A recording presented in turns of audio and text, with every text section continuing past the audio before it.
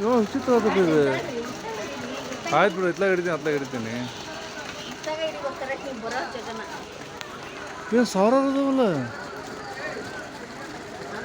ಅಂತ ಅಲ್ಲಿ ಜಾಸ್ತಿ ದನ ಕರು ಭಾಳ ಕಷ್ಟ ಅಂತ.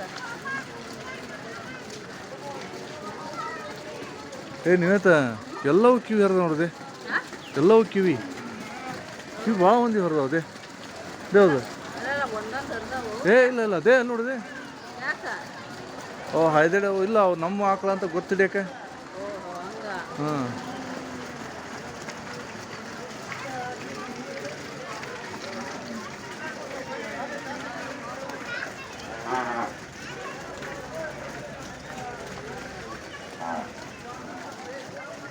ಏನೋ ಇದೆ.